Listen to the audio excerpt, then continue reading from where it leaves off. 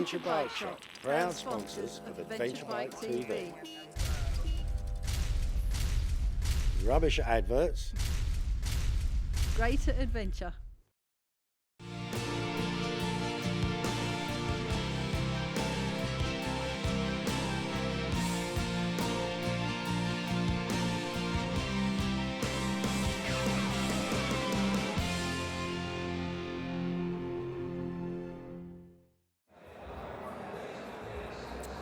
Hello and welcome to the very last Adventure Bike TV of 2017.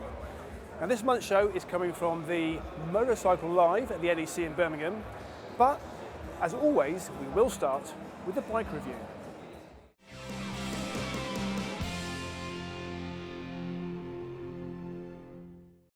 Our Max panniers include all features within the price. You don't end up paying extra for locks and handles. There are no hidden costs. Metal Mule, engineered to be different. Proud sponsors of the bike reviews on Adventure Bike TV. On this month's bike review, we've got KTM's latest 250 Freeride. Now we have reviewed the Freeride before, but that was the old 350 and this is a very different bike. I'm here with Luke from KTM, who's going to give us all the lowdown on the all-new Freeride 250. But Luke, just first questions first. The range has shrunk down a little bit. Yeah, that's an intentional thing, of course. We've gone from having 3 electric Freerides to just 1, and on the combustion side of things, we've gone from the 354 stroke and the 252 stroke to just the 254 stroke now, with the Freeride 250F. And basically, Euro 4 homologation rules meaning that we had to develop, visit the bike for emissions and noise and that. And with the 2-stroke, we've had to go fuel injection with the TPI bikes, but we've not done that with a Freeride just because of the numbers involved. So we tested a new 250 and new 350 engine, but for the concept with Freeride and the wide range of riders we want to appeal to, we felt the 250 was the best way to go. Right, okay. And it's pretty much a ground-up change to the bike. Everything's changed. Is it just kind of give me the high level and all the changes? That's right. Physically, it kind of looks different. It looks the same, but we've got new graphics. But you've got like an EXC headlight mask and front mudguard. But chassis-wise, it's a new frame, particularly a much longer headstock, really, making that a lot more stable. And new WP Explore front forks and rear suspension, which is, from my point of view, really changed the ride of the Freeride. It's so much more capable. I mean, before it was very novice-friendly. But we wanted to keep that novice-friendly kind of feeling, but also appeal to much more experienced riders, so trials riders who want a longer distance machine. And now we've got basically a chassis that can really handle that. Yeah, okay. And the engine's it's a brand new engine as well, isn't it? Well, yeah, it's from the latest version of the 250 EXCF. It's detuned, so standard trim it's 20.5 horsepower, so it can appeal to A2 license holders. But you can get a power part, which means you get an increased power and traction control map to it. So it's just really flexible. It's really revvy engine and it pulls. You've ridden it now. It pulls hard enough. It's still fun and it's not intimidating. So it's just keeping the appeal of the Freeride, but I think we're just widening the scope and widening its abilities to appeal to more experienced riders. And in terms of its appeal, I mean, the original Freeride was always a bike that would appeal to trials riders and enduro riders. Yeah. That's still the kind of the target. Yeah, I mean it's. Compared to an EXC, which obviously they're competition bikes, this is lighter and lower, but yeah, like you said, appeal to trials riders who want a long distance machine, appeal to those who want green laning with a machine that's not very race orientated, very focused and firm, and again, that sort of lightweight, that sort of real narrow appeal, lower seat height means it's a friendly way to get on 2 wheels and really build confidence. Perfect. All right, thanks very much. No problems.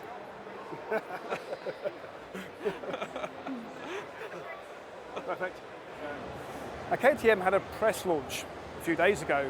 Now, we could have gone to the press launch and jostled shoulders with all the rest of the press, but we wanted to do something a little bit different. So we had a word with KTM and we got 2 bikes for a whole weekend to do whatever we wanted to. And what did we want to do? I wanted to take Tom with me.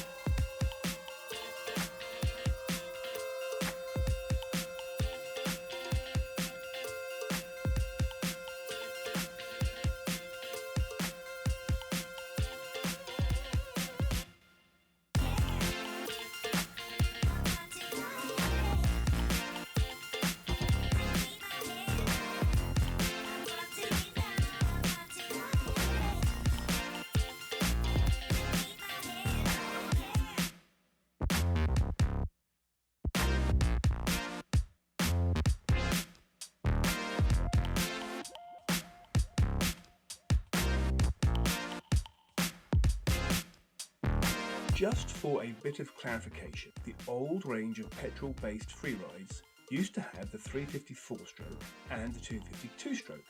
Now they just have this 254-stroke, plus of course the electric Freeride. Why, you may ask? Simplification, European homogenization, regulations, customer feedback. Take your pick and choose your combination from the above. KTM tells us that the Freeride 250F is the ultimate all-rounder for fun trails, trials and enduro, weighing in at 99 kilos. When we rode the old 350 Freeride a couple of years ago, we said yes that it's all those things, but it's clearly not a continent munching, or even for that matter, a country munching long-distance adventure bike, but that it would make a great bike for a weekend of green lane and trail adventuring. One of the things that really strikes me about riding the Freeride, in comparison to, say, for example, a bigger EXC like a 500 or 525, is it doesn't have quite the same hooligan feel, but that's a good thing because the ability to control it and how safe you feel on it, and how it's like having a kind of warm, comforting pair of hands taking care of you on the bike. It's just so easy to ride. And when I say easy, it wouldn't feel much of a change from a fat bike mountain bike to this, or a trials bike. So I guess that means that the target audience for KTM has got to be anyone maybe new to off-road riding, someone looking for an easy green laner, or just someone after a bucket full of grin factor. So if you're getting the sense that both Tom and I really enjoyed riding these bikes the weekend, you'd be spot on. It's not too tall, so Tom found it easy to get on and off of, unlike he does on many other taller trail riding bikes. And if you're even more vertically challenged, there's a seat lowering kit to go down a further 25mm, and the pegs are adjustable. Reverse them and they move back by 8mm. Front positioning gives better cornering, rear positioning better traction, apparently. Yeah, the Freerides are excellent. I thought I would be upset that they got rid of the 350, but now you've got the kind of fuel injection on the 250. To be honest, it doesn't feel that much different to the 350 that I've ridden before, although obviously that was, several years old. But the Freeride's a great bike for me. Most of their motocross bikes are just far too tall for me. I've always loved the Freeride, and I love this one too. There's a 5-litre fuel tank tucked away under the seat, so you won't get too far between top-ups, but you'll be glad of the rest, as you'll be spending so much of your time standing up, loving the trails. It truly makes you feel like the emperor of trail riding, the chief of the heath, the king of fling, the boss of moss. Well, maybe not so much the last one, but you get the picture. And it didn't matter whether we were crossing axle-high water, or giving it some beans along a trail, popping a little jump, or tackling some more trials-ish, technical-ish mounds. These little fellas took every single one of them in their stride. The whole question of whether these bikes can be classed as adventure bikes is, in my mind, actually quite irrelevant. We always say that any bike can be an adventure bike. It's only that the type of adventure you go on will be different. A Freeride is a bit of a take it with you wherever you go kind of bike. At 99 kilos, it'll easily sit on a tow bar rack, so no trailer needed. Pop a tent and a sleeping bag in your rucksack, and there your adventure begins. For a weekend away anyway, with lots of stops for fuel, and low speeds on tarmac, and a numb bum. But those things don't matter, because you will be smiling every single mile of the way.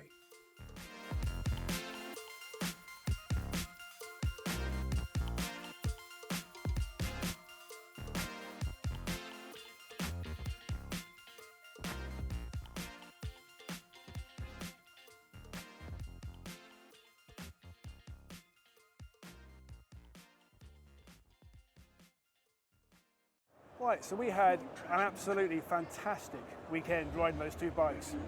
And what can we say in conclusion? We had a fantastic weekend. They're easy to ride. They flattered our riding, and we had an absolute hoot. but that's just kind of riding them and having fun. What are they like as an adventure bike? Well, I think, refer to my previous answer. They are great bikes and you can have a lot of fun. You're not going to go and ride across the continent on them. You're not going to ride for weeks and end across mountains, I don't think.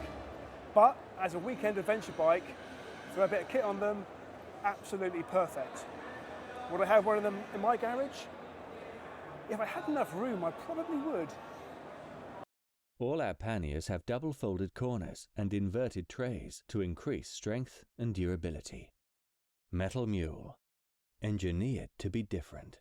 Proud sponsors of the bike reviews on Adventure Bike TV.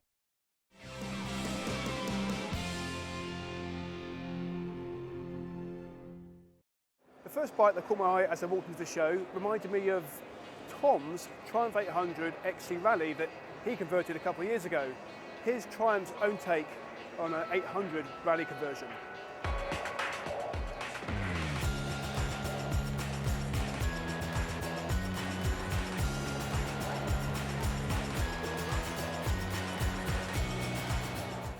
Not too long ago, Yamaha were making us all dribble just a little bit with teasing pictures and video of their T7 concept bike, and this is now the latest iteration. It's the Tenere 700 World Raid. Just kind of slips off the tongue, I guess. But I think it's got some great possibilities. Also some great competition from the KTM 790 Adventure, which is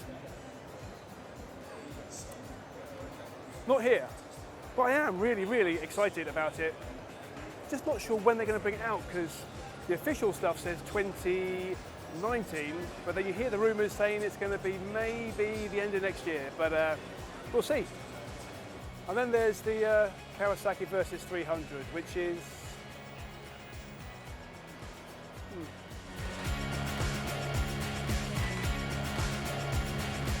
And on the more weird and wonderful side, there's the Quadro, which is the strange child of a scooter, a quad bike, and a motorbike. I almost can't believe I'm saying this, but I really want to try it. When the Africa Twin first came out, I thought it was a great looking bike. This year they've given it a facelift, and it looks even better.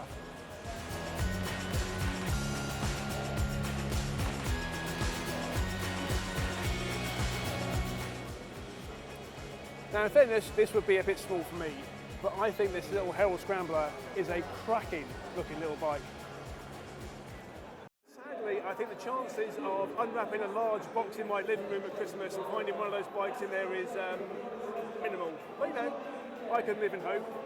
And talking of Christmas presents, Graham Fields brought out something very new for Christmas, and look what I just found. Hey! Nice to see you. Nice to see you, Graham. So, what's new? You brought out something for Christmas? Yes, I have. Yeah. I took Sam's Manicom's advice and I've done an audiobook.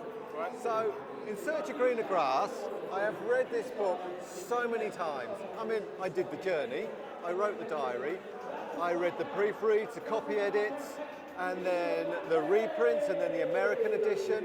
But this last week, I read it out loud into a microphone, and I now have an audio version, which I must admit, by the time I finished, I was really pleased. I've listened to so many audiobooks prior to doing this, from Sam Manicom to John Cleese, to the point where when I'd had a drink, I started talking with John Cleese inflections in my voice. But I did establish my own style to the point where when we got to the end, we had to re-record the beginning, because the beginning it was real nervous and a bit weak. But I'm really pleased with it, really pleased with it. And you did a little diary for us about making of it, didn't you? I did, yeah, which was good because it's sort of rock and roll in the glamour of the studio, and then the loneliness of the B&B at the end. And I couldn't call people on Skype because they had to save my voice for the recording. Oh, sorry, I just said that. So consequently, I spent these lonely evenings, but I was able to do a video diary for the viewers of Adventure Bike TV. Okay, excellent. Well, let's take a look at the diary. This is, oh, okay, sorry, yeah. Hi, my name's Graham Field, and Tom, the producer, has asked me to do a video diary about what I'm doing.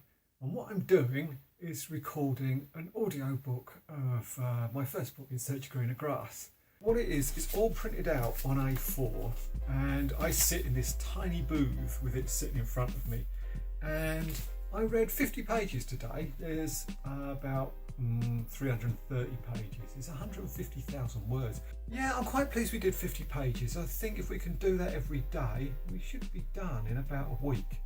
And then poor Roger, the engineer, has got to edit it all, and there is a lot of editing. This is a very euphoric moment because I've got 7 pages left to read. This is what I've already read, and this is all I've got to go. So we're having a coffee break. I don't normally sit here. I look at this bit from my window of my sound booth. Right, so this is the mixer desk where he makes my really inadequate reading sound very professional. And he does these playbacks, and it is because I'm getting a lot better now. But sometimes I can't even get through a sentence without screwing it up, getting my words mumbled. Actually, now it's looking quite professional, but it ought to. I've just ridden. See, you can't even speak without a script. I've just bollocks. Anyway, let me show you around a bit. So this is my little window. That's what I get to look out of when I'm recording, in that little window there. Let me show you a little bit closer. I'm in there, which is basically nothing more than a little box with a very expensive microphone in it. And I generate so much heat in there, just talking and concentrating. The woman opens the big metal gates for me to bring my bike in. She can't lock them again. I help her line them up, and she slides the metal bolt into my thumb, full force. It bursts and bleeds instantly. The entire road, all those dangers, and it's the hotel that breaks my skin. She rushes me to a sink, puts iodine on the gaping wound, and puts on a bandage. It's so big it looks like a cartoon throbbing thumb. It almost hurts as much as I make out it did. I take a shower and wash away a day of fear, mystery and excitement. Okay, I mean, fascinating to see what the actual process of recording is like. Right. So if somebody wants to get hold of it, how do they get hold of the audiobook? Well, this is a good question, and I'm glad you asked me. It's available for pre-order, and I think the link is going to be on your website. So you can get the disc in a beautifully designed gatefold sleeve, and look at this, it's a disc, and it's a disc, so it's going to be on a disc. So it's not available for download yet. It is only available for pre-order. And a lot of people say, oh, I only really want to download it. But look at it, how can you not want to own this? You can pre-order it now for less than the actual price. Maybe if it's taken up by Audible and iTunes, it will be available in the future for download. But it's available before Christmas in this format. Right, Graham, well, lovely as always to see you. Nice one, Graham. Most will see, so I will catch you later. Nice one, cheers, see ya. The wonderful Graham Field, I think adventure motorbiking's nicest person. And thinking of telling stories, it's Tom with the film school where he's talking more about telling stories.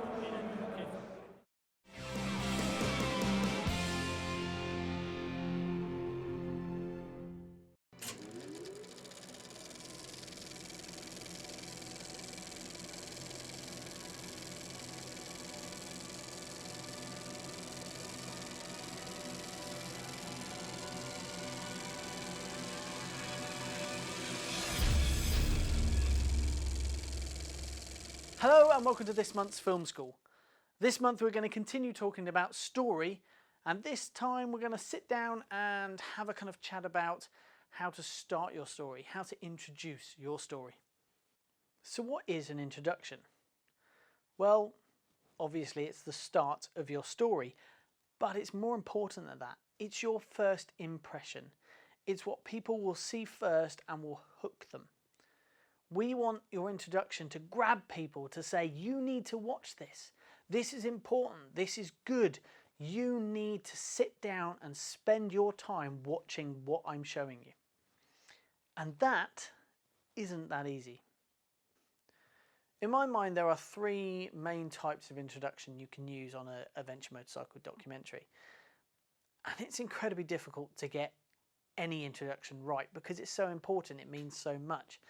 That it's so easy to kind of fall by the wayside or just copy someone else's and make it exactly the same and dull and not very interesting.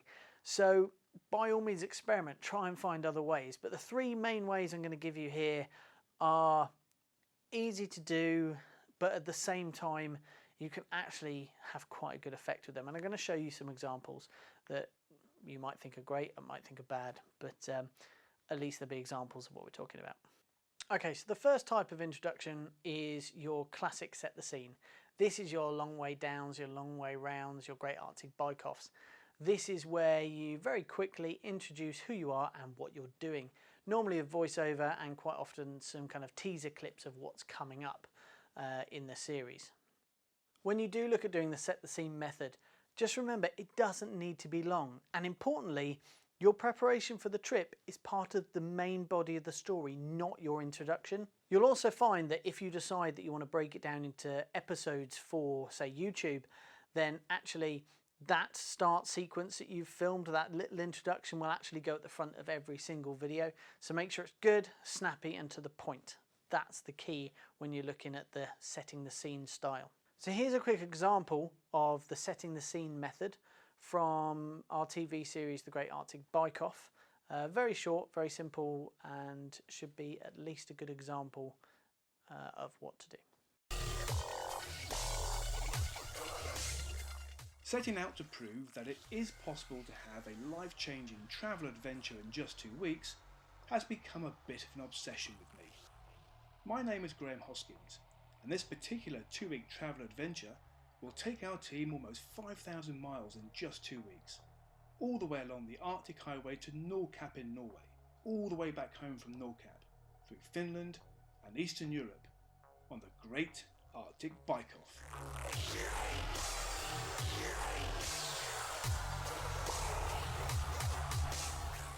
The second way of introducing your documentary is to ask a question. Pose a question to your audience, a question that they will want to see the answer to. It's very simple. Ask that question: will we make it? Will we get there? Will our plans go well? Will we survive? Those questions are just very, very simple questions. But as soon as you hear them, people want to know more. They want to find out the answer to that question, and it hooks them. And I personally really like that. I think it's one of my favourite kind of starts to a full documentary. Here is another example of mine from a film I did a few years ago called K2D, which is Kathmandu to Dakar. And we start the film just with posing some interesting questions.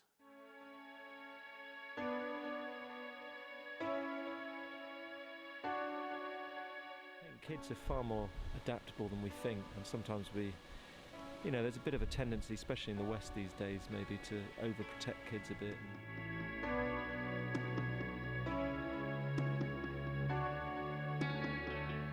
Will be new to them. I mean, they're aware of the world and the way it works and the discrepancies that there are and the inequality, but I think actually seeing it in practice will be quite shocking in some ways for them. So I'm a bit concerned about how they'll take it.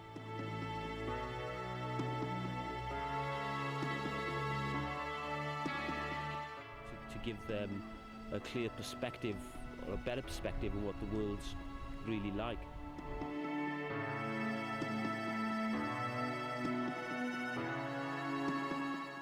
Because I want them to understand and share our passion with what we're doing.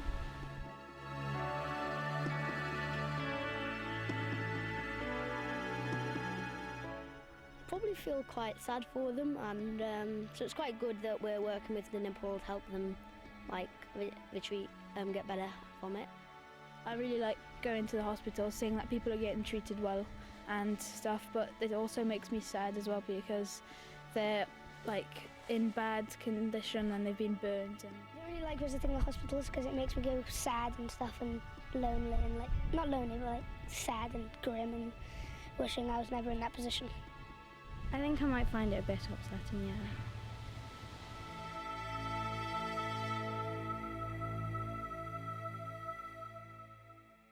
This is the story of K2D, Kathmandu to Dakar.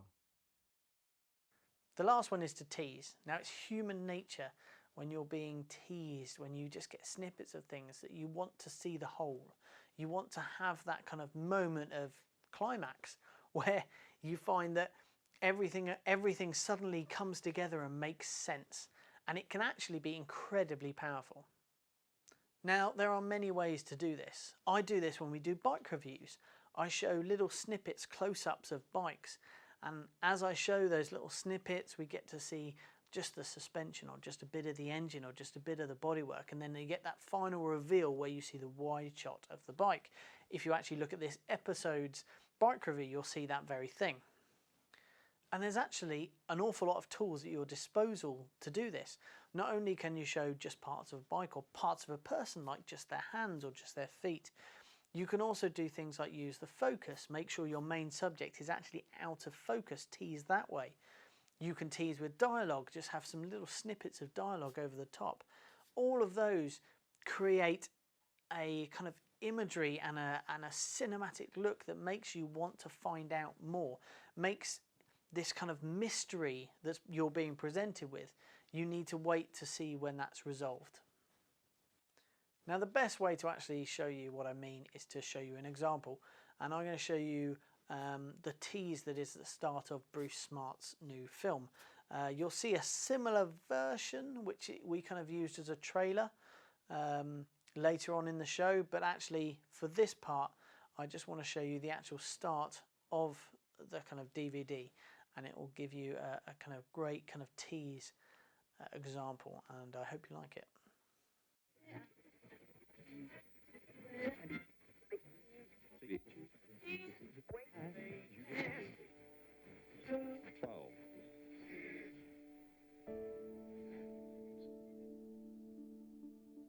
Mum was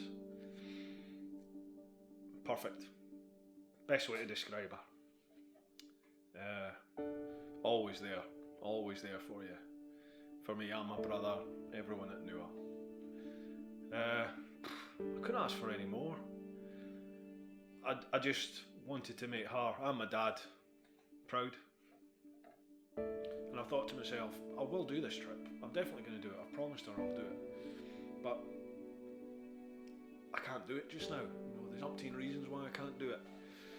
And then after Mum had passed away, I was involved in something in work where I ended up chasing this guy, and he pulled a gun on us. And I remember him pointing the gun at me, you know, looking down the barrel. He pulled the trigger and it went click. Nothing happened. And I remember after that, I went out for a curry with a couple of mates. He said to me, if ever you needed a sign that now is the time for you to do this trip, that's it, you know? That's your mum saying, get off your arse and go and do it.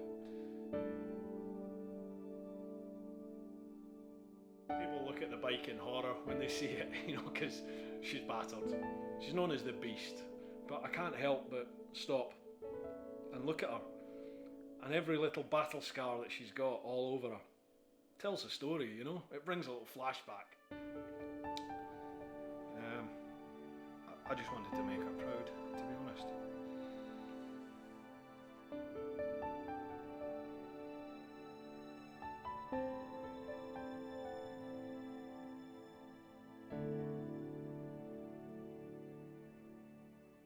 I'm Bruce Smart.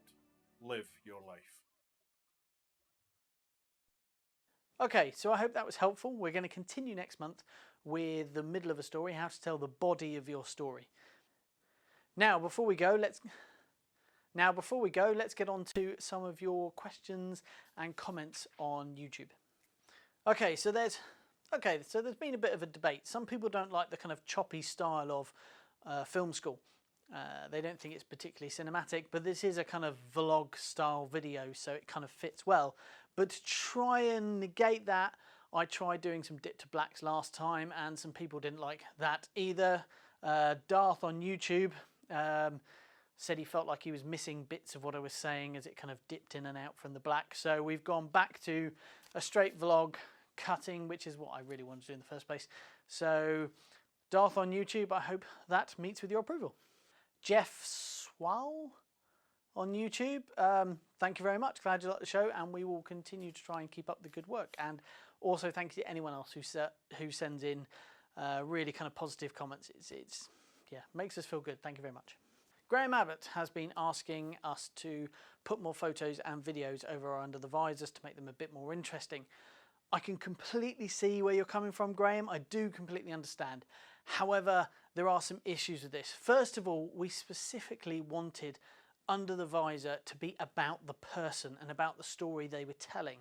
So hopefully the idea is we film that and it's what they're saying that's interesting, not so much the visuals. That was the kind of point of it. There are a lot of issues with trying to get the content over from them, trying to get photos over from them. Yeah, I can completely see where you're coming from, and we might try, if we can get those things from people, to do that a bit more. But bear with us, and if you don't like that part of the show, you can always forward and skip and watch the rest. It's a benefit of the internet. The last comment was from someone I'm not going to name, but basically the upshot was I shouldn't be teaching a film school because I can't use a tripod properly. And his main issue was basically that the slats on this wall behind me should all be completely horizontal, and that I was rubbish because I couldn't put a tripod up straight. Trouble is, the tripod is up straight. The tripod is exactly level. It has a little kind of bubble level device on it, so you can tell it's exactly level. We just built a really crap wall, to be honest, and it's just a bit wonky. So I can put it so that the slats are level, but then I'll be slightly skewed to one side and it might look a bit weird. But tell you what, we'll try for the exit of this have all those lines straight, and we'll see which one looks weirder, and you guys can let me know. You know, do you prefer the lines on the wall horizontal, or do you prefer me vertical? Or should I just rip the wall down and try again? Let me know. Okay, so that's the tripod readjusted so that it is now level with the lines on the wall behind me. Personally, I think this probably looks a bit strange because I'm going to be slightly off kilter, but let me know which you think's best, and whichever it is, I will do from now on. And that's it, really. Thank you very much for watching Film School. I hope you get some stuff out of it. If there's any questions or anything you want from me, please don't hesitate to let me know. Great. See you next month. Cheers. Bye. I just ended that like a phone call.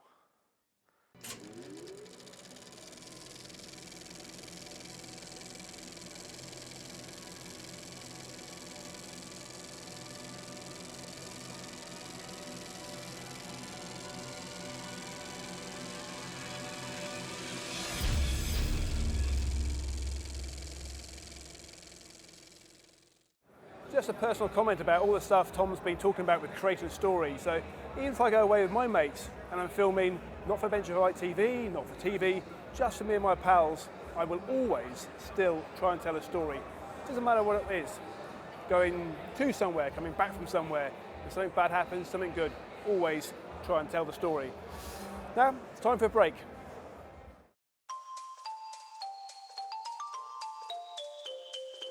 The Adventure Bike Shop, proud sponsors of Adventure Bike TV. Rubbish Adverts. Greater adventure.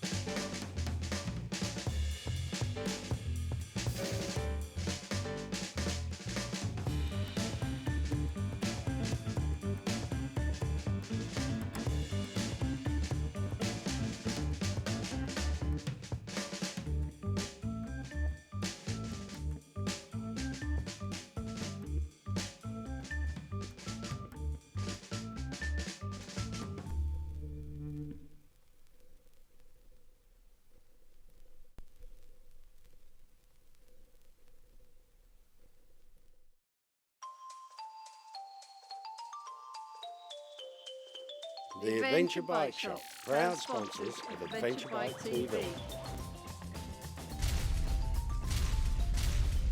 Rubbish Adverts. Greater adventure.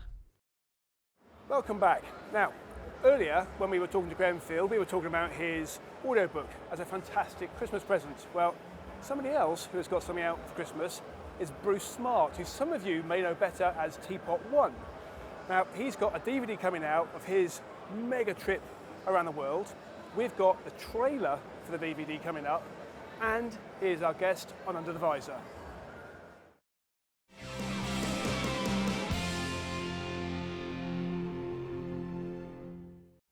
Don't ride here. Ride here. Explore new horizons with Moto Freight. Proud sponsors of Under the Visor.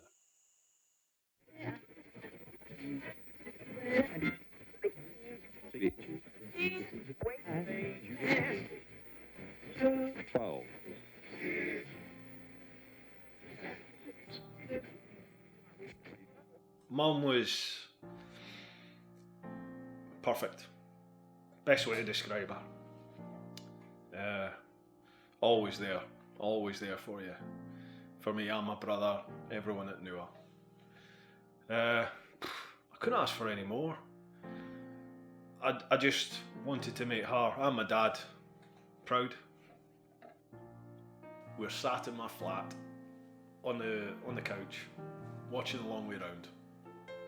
And yeah, she just turned around and said, look after those that you love, but live your life. This is the one chance that we know of. Live it. And I thought to myself, I will do this trip. I'm definitely going to do it. I've promised her I'll do it. But I can't do it just now. You know, there's umpteen reasons why I can't do it. And then after Mum had passed away, I was involved in something in work where I ended up chasing this guy, and he pulled a gun on us. And I remember him pointing the gun at me, you know, looking down the barrel. He pulled the trigger and it went click. Nothing happened. And I remember after that, I went out for a curry with a couple of mates. He said to me, if ever you needed a sign that now is the time for you to do this trip, that's it, you know? That's your mum saying, get off your arse and go and do it.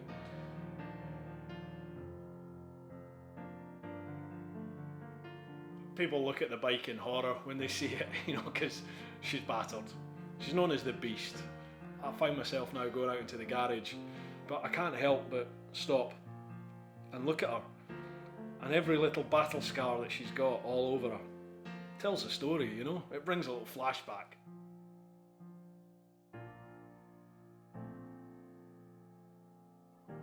I'm Bruce Smart. Live your life.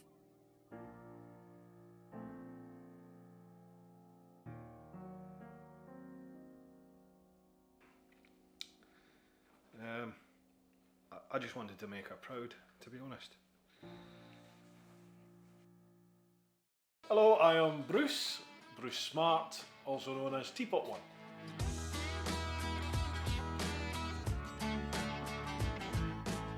Wow, what's changed? Still going on about the trip all the time, but life's changed. Life's changed quite a lot, really. We touched on this in what we've just chatted about, but when you first come back, it's hard. It's really hard adapting to what was your old life and is now your old life again, if you like. So yeah, you kind of go through that, and now just focusing on normal life, really, dealing with life not just solely on a bike.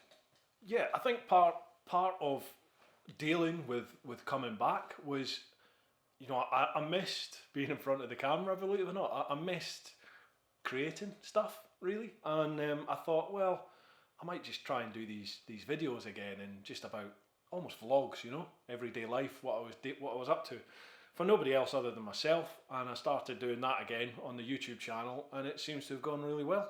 The Facebook following's gone ridiculous. I think it's 104,000. So thank you very much if you follow on Facebook. And the YouTube is growing as well. Not quite 104,000, but you know, it's getting there. So yeah, that keeps me busy. I've still got my day job. So yeah, life's busy. It's good. I did, yeah. I I finished the night duty, I was heading home. I've had a really bad year this year. It's the third crash I've had this year. And it's all on exactly the same stretch of road, coming in and out of central London and South London. And a car just came out a side road and I collected it. I ended up going into the side of the car, dislocated my shoulder quite badly. I've been off work since August and yeah, have to have an operation. Can't ride, not a happy bunny. Yes, I am. Yes, really excited about it. It's taken me 3.5 years, nearly 4 years to get it done, if you like. But I suddenly realised I couldn't do it justice. I couldn't do that trip justice the way I wanted it to be. So I've sought professional help. Geek Media has very kindly come on board. And yeah, we've just done some filming today, which I'm really excited about. It's a total different avenue than I thought the DVD was going to go down, and I really like it. I'm really excited to see the end result. So that should be available this Christmas. Cool.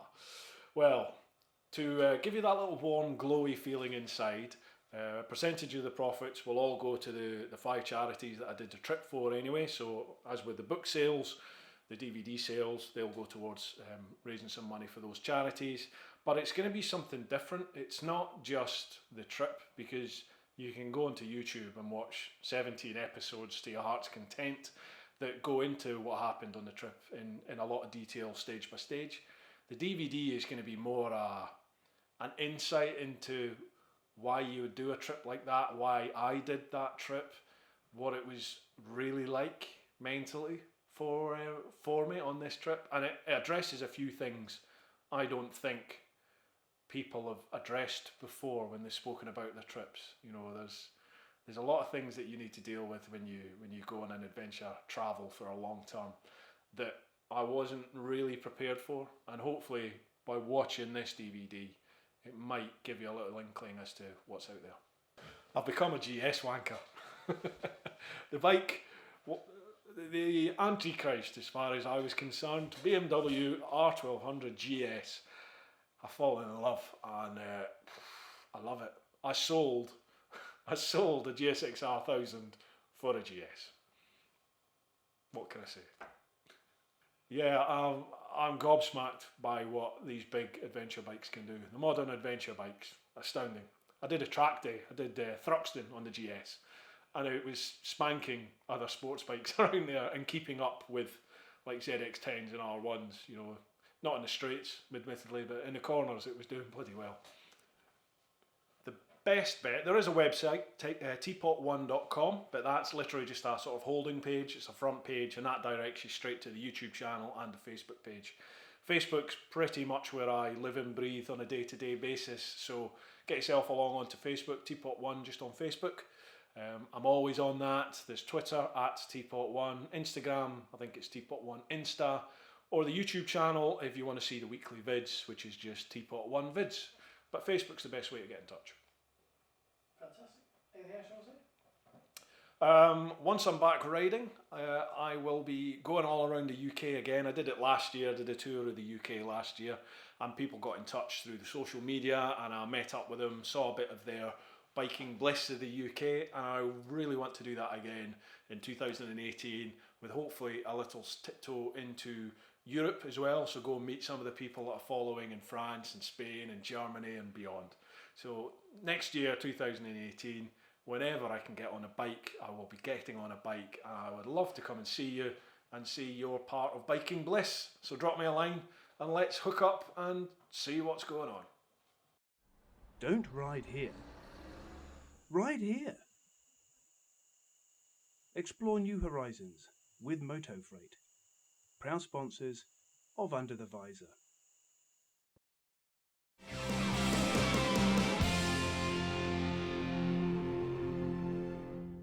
As it's almost Christmas, we thought we'll give you a special treat for this month's travel journal, backed by popular demand. It's almost a fixture now at Adventure Bike TV. It's Costa Caris.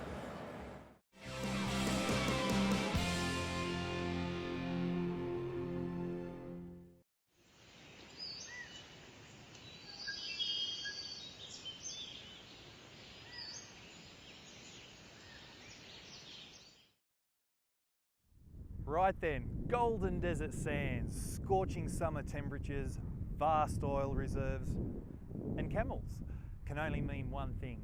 This is the United Arab Emirates and where today's show starts.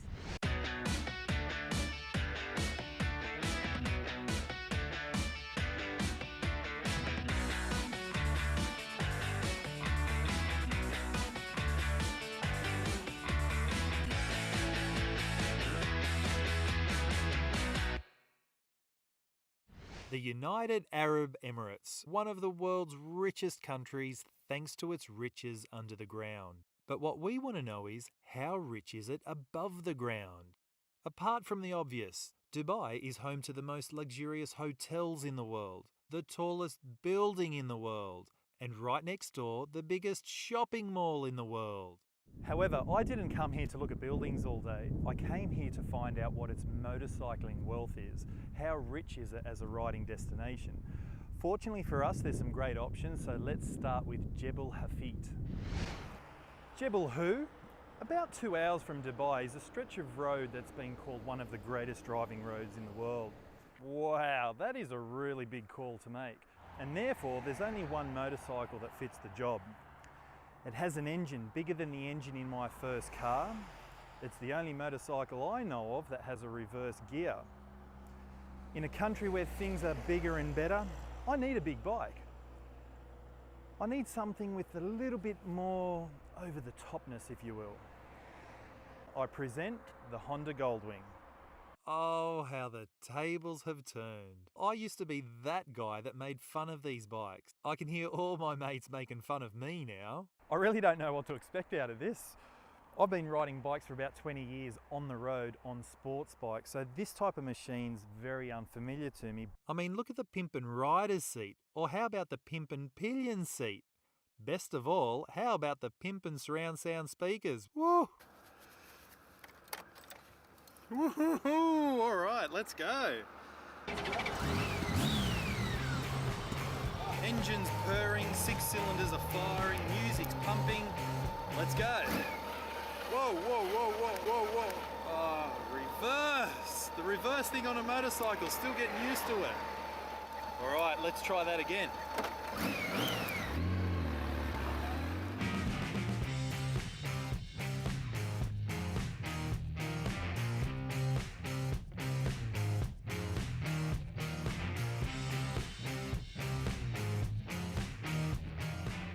My music blaring past unfamiliar scenery, it wasn't long before I saw my first glimpse of the infamous mountain road, giving me tingles. Another sight that gave me tingles were the road signs. Seeing an unfamiliar language I can't read or understand was certainly a reminder that I was a very long way from home. A few road signs later, and I was at the footstep of one of the so-called greatest driving roads in the world. It's a mountain to the east of the country with an 11-kilometre ribbon of asphalt rising to a height of 1,219 metres. It's graced with 60 corners, and right ahead of me is turn number 1. Let's go.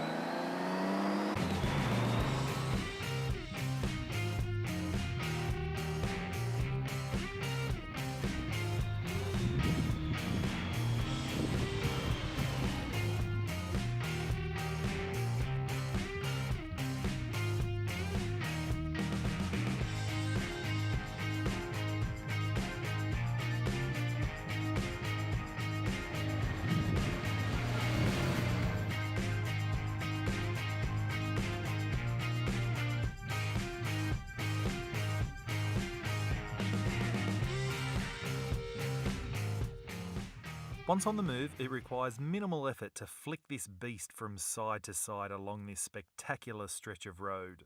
And it takes no effort at all to scrape the pegs of the mighty Goldwing either.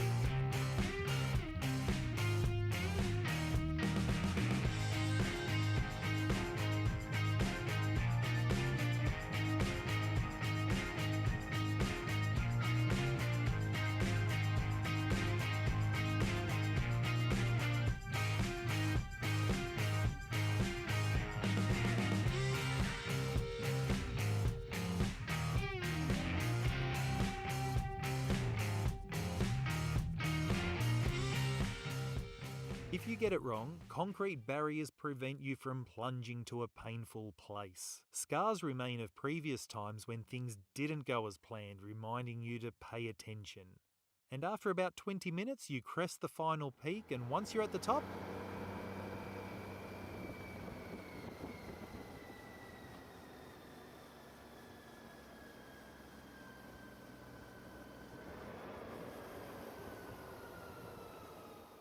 and once we get to the top, you are rewarded with nothing. Absolutely nothing, just a car park. Maybe I had high expectations, especially when you consider all the architectural wonders in Dubai. However, as they say, it's the journey, not the destination. The ride up here is absolutely awesome, and once you get up to the top, the views are spectacular. On a bit of a side note, I did receive a welcome text message on my phone from Oman, which is just to the south here, and it just gave me a reminder of where I am in this wonderful world. Now, in all fairness, the ride up here, up to Jebel Hafid, is absolutely awesome, and I do recommend it. The only thing is, it's a little bit short, that's all. It's kind of over before you know it. So I was off again, continuing my search to find a jewel hidden in this desert oasis. Along the way, I found a few laughs, courtesy of some nomadic friends. Oh, no way!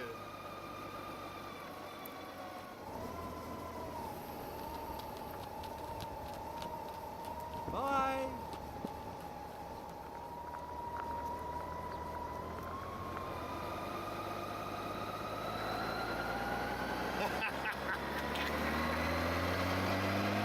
I knew I was getting close to finding my motorcycling mecca, and it wasn't too long before I started to see the obvious signs.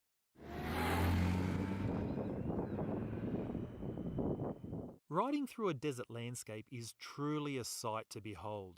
Visually, there's only one element: sand. There's nothing to hear, no ocean waves crashing on the beach, no trees rustling in the wind. There is just the peaceful serenity of the slow shifting sands, only interrupted by the fat beats of the Goldwing speaker system.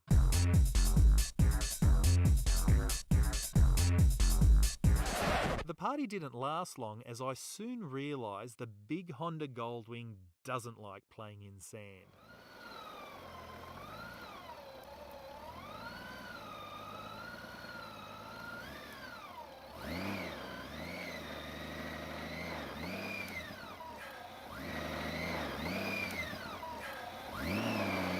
Clearly the most inappropriate bike for the task at hand.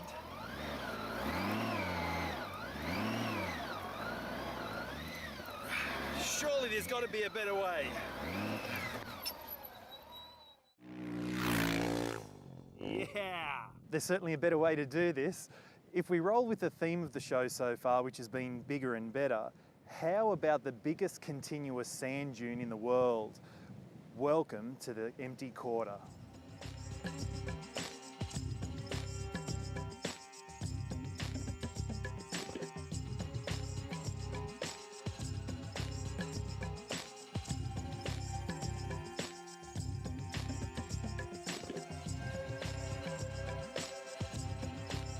A sandstorm was brewing, and I could have retreated to the safety of a car, but where's the fun and adventure in that? So the best way to experience and enjoy the empty quarter is under the guidance of a tour guide. A guide knows where to go, where to stop for food, where to stop for fuel, how to read the dunes, and how to navigate them. He will raise his hand to let you know there could be danger ahead. After all, you just don't know what surprises lurk on the other side of the crest. It could be nothing at all. It could be a small dune. It could be a big dune. It could be a small drop. It could be a huge drop. Or it could be a mouthful of hot sand, as demonstrated time after time after time. I'm sure he was doing it intentionally, the cheeky bugger. However, a mouthful of sand is a small price to pay to have fun in the dunes. Show disrespect and you will crash.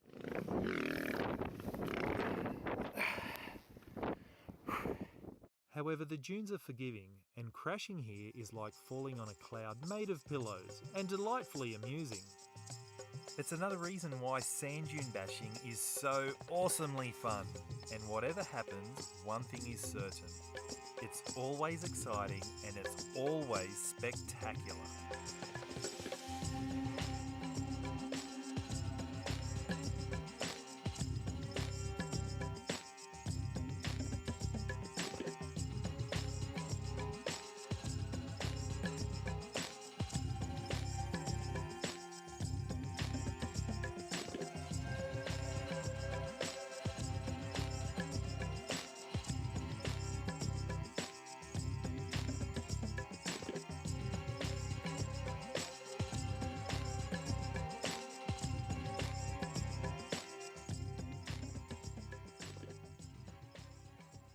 So then, to answer the question at the start of the show, how riding rich is the United Arab Emirates? Well, wow, what an incredible couple of days of riding it's been. The magic of riding here is the incredible landscape. It's absolutely breathtaking and mesmerising at the same time. The sheer vastness of the empty quarter is absolutely terrifying, but it provides so many laughs and so much fun as well. The wealth of the country isn't just in the oil under the ground, but also the golden sands above it. I would have never thought a destination made up of only one simple element, sand, could be such a rich and highly rewarding riding destination, and I thoroughly recommend it. However, my only problem is I've got sand in places I'd rather not talk about.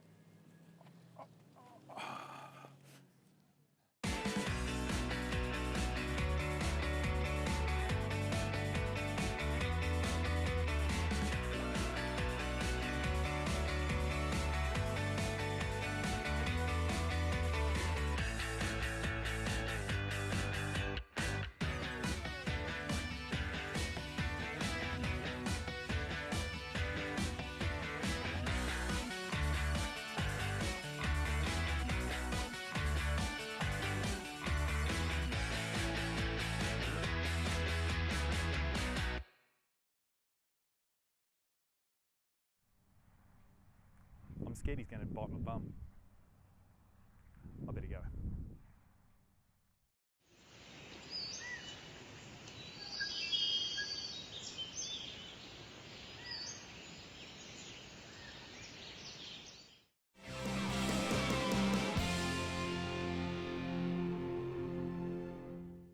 So one of the best things about coming to the bike show, as always, is meeting our favourite people. Sam, lovely to see you. Birgit, lovely to see you as well for a change. You both well? That's really nice to see you, Graham. Yeah, we're fantastic, thank you. And how's your arm? It's doing pretty well, actually. I've got about 90% of the movement back, so hopefully by January I'm going to be riding a bike again. Yeah, because it was a pretty serious break, as I recall, wasn't it? Yeah, it was a bit of a mess, but I was wearing all the right gear and it was slow speed, so I was lucky to get away with it being worse. And I've worked out that I've been riding since 1992 and this is the first time I've been knocked off my bike in all that time, so I reckon that's pretty good going. So just tell me a little bit about why you're spending the whole 9 days here at the show. Well, I'm delighted to say that the Adventure Bike Shop, that's Cliff and Jenny, have invited us to book sign here for the full length of Motorcycle Life. And I love this show, it's my favourite show, so it's an absolute delight to be back here. And yeah, the kindness of Cliff and Jenny, absolutely phenomenal. And it's brilliant having Birgit with me over the weekends. Fantastic. You can add that out. No, I'm even going to keep in the bit where you say you can edit that out. Excellent, good. No visit to the show would be complete without seeing Cliff and Jenny from Adventure Bike Shop. How you doing, guys? Good, thank you. Not too bad, not too bad. Pretty good show so far? Yeah, it's been okay, but we're only day 2, so we'll see. Yeah, so another 7 days. Yeah, 7 more days of achy feet, backaches. Yeah, we're really looking forward to it. Yeah. Well, you've got a great stand. It's the biggest stand you've had, I think, isn't it? It is. It is, yeah. Yeah, if you discount SW Motec last year, which was ours as well, but them staffing it. But yeah, it's going all right. It's going all right. Positive. Good to see you. We'll see you soon. Yes. Yes, indeed. You. Good. Yeah. How's the show? Are you enjoying the show? Yeah, it's always the same when we come here. We don't. Yeah, we try to get so much in a day. We don't really have a chance to. Do the cover. Underneath the surface. Yeah, but it's always it's the same even with conversations like what we're having now. So I've come over to you and said, I haven't seen you for ages. Hey, how's it going? Yeah, great. Okay, bye. and that's sort of the end of it, isn't it? Really? Yeah. It's like, hey, I just want to chat to him. I want to chat to Honda. My voice is going. I can hear, yeah. Now, yeah. So I'm on the stadium over there, you know, we had this off-road thing with BMW and, you know, 3 shows a day. Day 2, and I'm like, you know, but apparently yak sperm is really, really good. If you gargle yak sperm, throat sorted, you get pregnant. I'll remember that. Thank you. Billy, what can you say? All right, it's the end of the show. Everyone's getting a little bit tired, but as it's getting a bit quieter, gives me the chance to say hello to Nathan. Nice to see you, mate. Nice to see you too, Mr. Hoskins. How are you? I'm splendid, sir. Has it been a good show? What's been your highlight so far today? Who's done the interview? I mean, I'm asking you. What's been the highlight? Yeah, because I've not seen anything. The highlight has not been seen the 790 KTM. Significant by its absence. It's not here at all. No. Poor form KTM. Very poor form.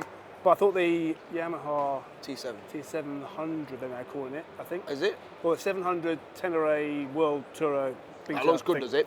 It looks really good, yeah. I think it's going. I'm looking forward to Do you think when they come out that nobody will complain that it's either too expensive, too cheap, too heavy, too light, too powerful, too unpowerful? Everyone will find something to complain about. Yeah. Oh, yeah, of course. Yeah, it'll be the horsepower's too low, or the weight distribution's wrong, or something. Yeah. Wrong colour. Yeah, something like that. Yeah. Well, I was going to ask you something. Okay. You're getting into adventure, issue 3. Issue 3. And it's looking great.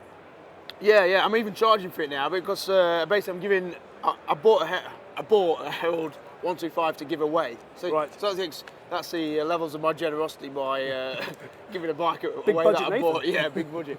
I don't know why. I just wanted a reason for why a non-traveller adventure rider would walk past this stand and decide to buy a magazine for adventure riding. So I thought I'd bribe him by winning a Chinese import motorcycle.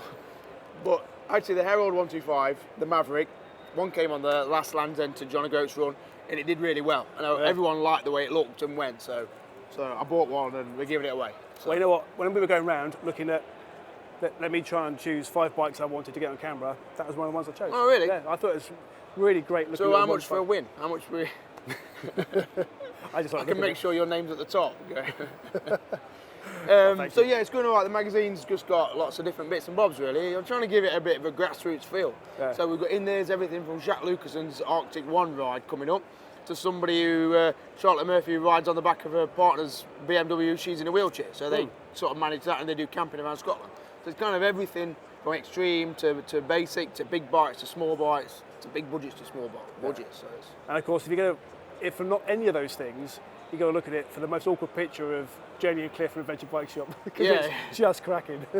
Well, I admired actually Cliff and Jenny. I went to interview them at their hotel when they were over in Midlands one night, and their story's quite amazing. I think we just see them as a shop, but they rode from here to Australia on 2 bikes, F650s, like 10 years ago, way before I'd ever done anything, and then they went through all sort of trials and tribulations to the point at which they opened their Adventure Bike Shop. So they've got a really cool great story. And I think it just shows what their expertise are in having done such a big trip, and then now selling stuff that's advising on what to buy that's suitable for you. So it gave me a new level of awareness of what they offered.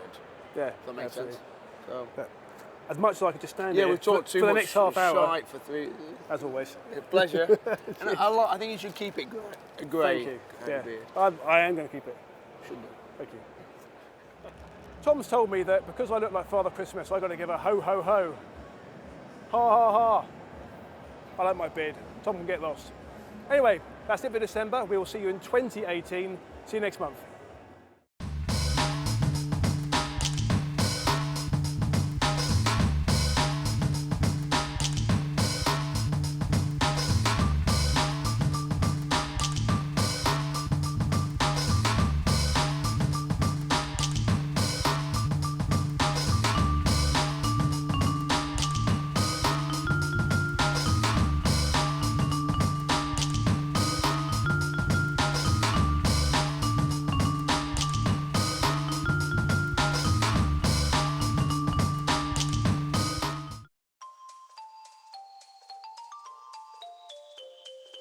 The Adventure Bike Shop, proud sponsors of Adventure Bike TV.